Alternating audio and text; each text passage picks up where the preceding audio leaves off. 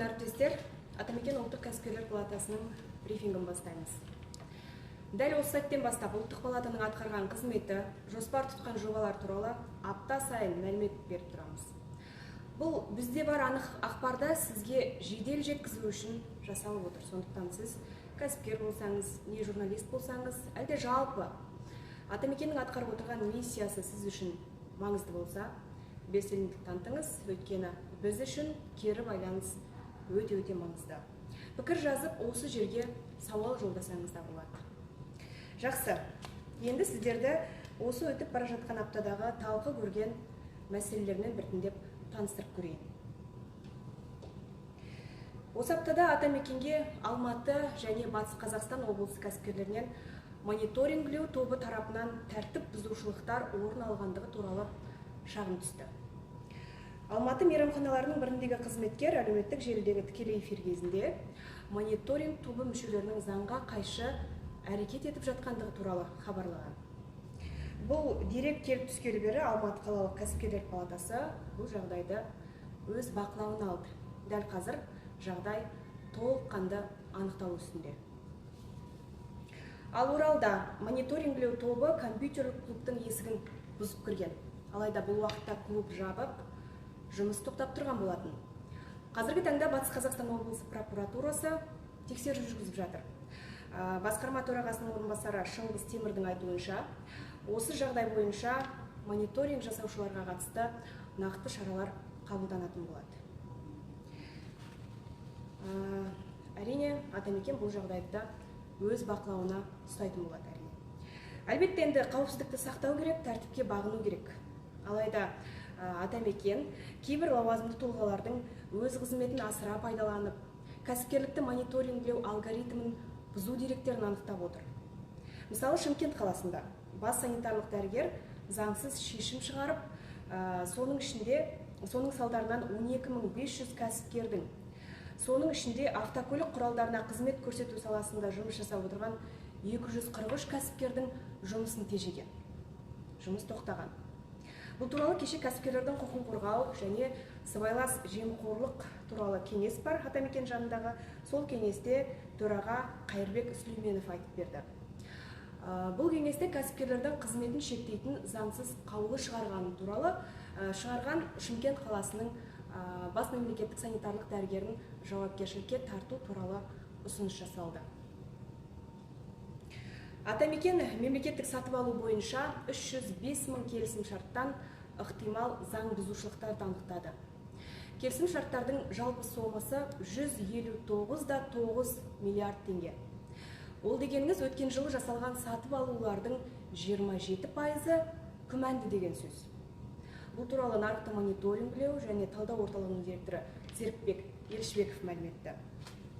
Бұл мәліметтер қайдан алынған? Бұл мәліметтер Қазақстан өңірлеріндегі мемлекеттік сатып алу тиімділігін бағалаған регион ГЗ сараптамалық рейтинг жүйесі осы мәліметті бізге ұсынып отыр.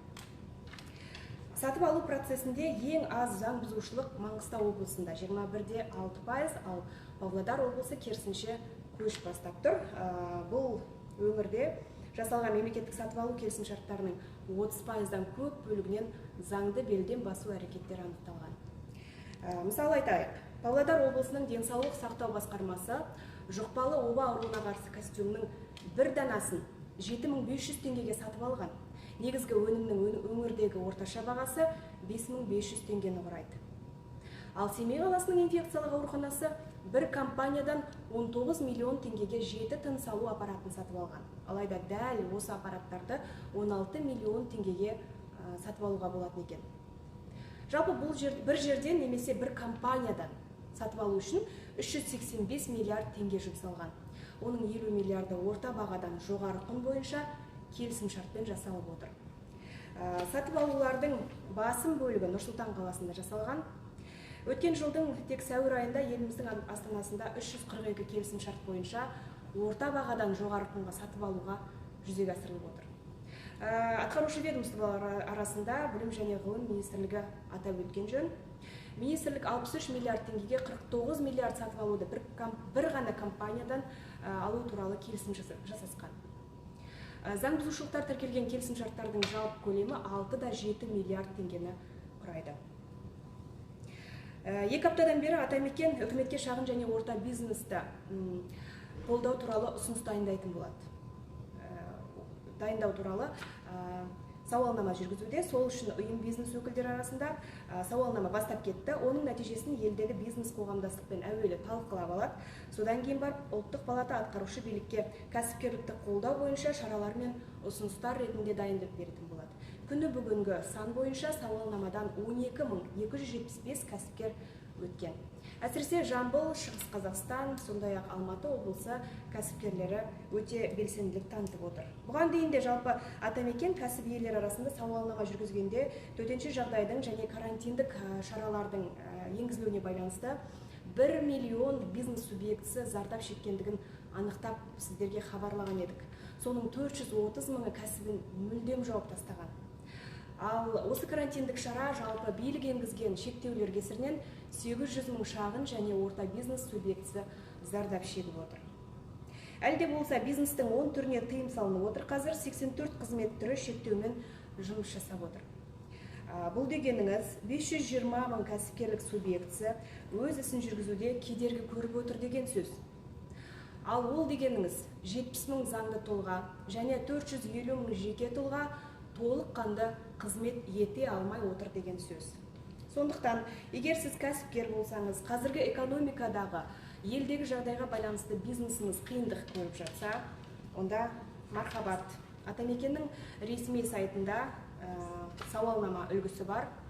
Соны толтыру арқылы біздің ұйымның кәсіп иелерінің реалды жағдайын, көрінісін көрсету үшін септігіңізді тигізсеңіз болады. Тағы да айта кетейін.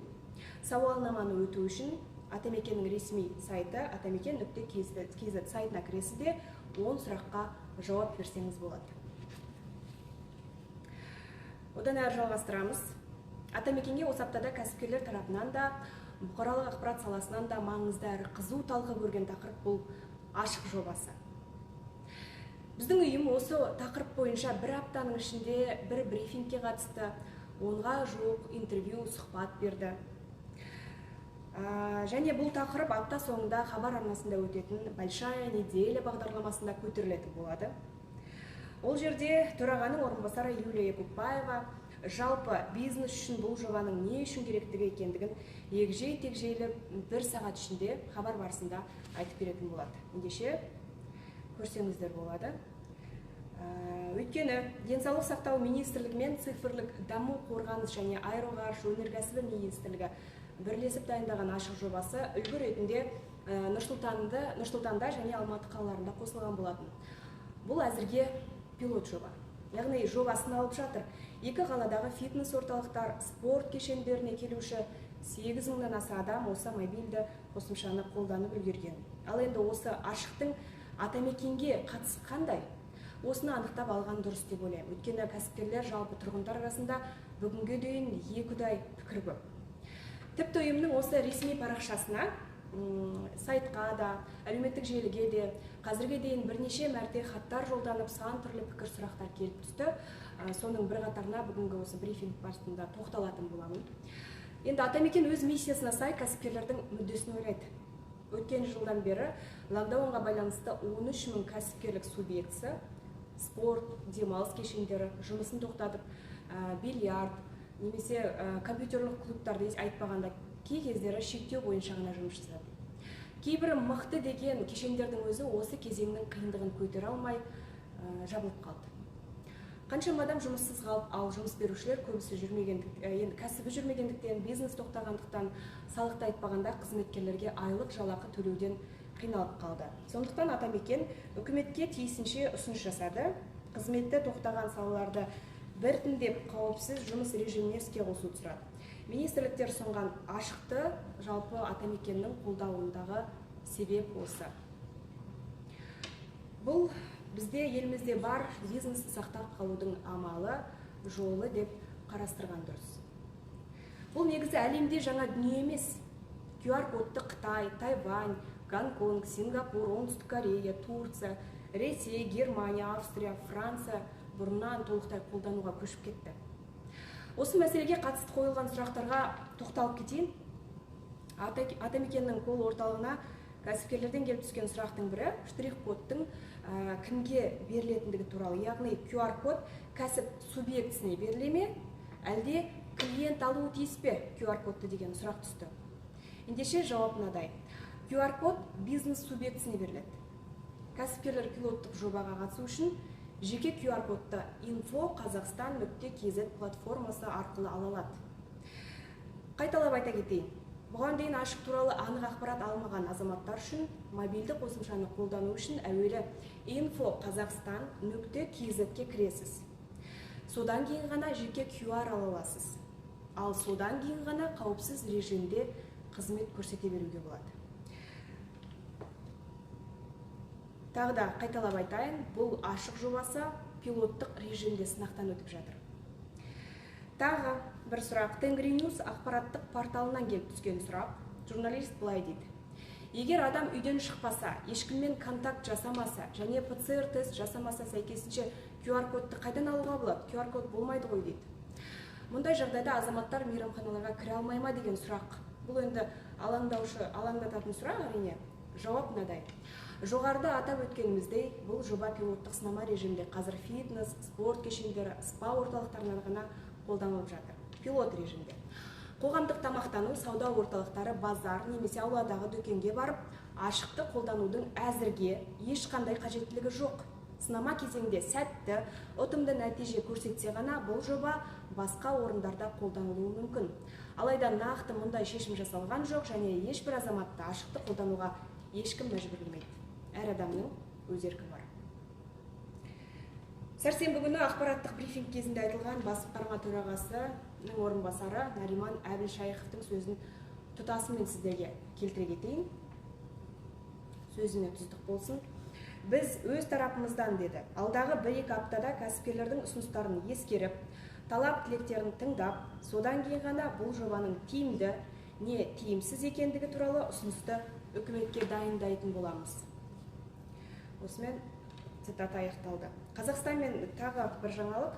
Қазақстан мен Қытай шекарасындағы карантин шектеулері жазға дейін созылатын болды. Атамекенге еліміздің сыртқы істер министрлігінен осындай ескерту хат келіп түсті. Онда карантин шаралары қыс және көктемде жалғаса беретіні туралы жазылған. Бүгінде Нұр жолы өткізу пунктіндегі электрондық кезекте 8 мыңнан аса жүк көлігі тіркелген. Оның ішінде 600 көлікте жүк бар. Ал 8 мың вагон Қытай шекарасына баратын жолда қараусыз тұр. Атамекен басқарма төрағасының орынбасары Талғат Темірхановтың айтуынша, қазір көлікті дезинфекциялау мен термиялық өңдеу 1,5 сағатқа дейін созылады, ал вагон немесе контейнерлерге 2 сағатқа дейін уақыт кетеді. Әлеуметтік-экономикалық шиеленіс туындамас үшін жағдайды барлық нарық ойыншыларының теңдігімен өзара пайдасы негізінде тұрақтандыру қажет деп ойлаймыз, деп атап өтті Талғат Темірханов.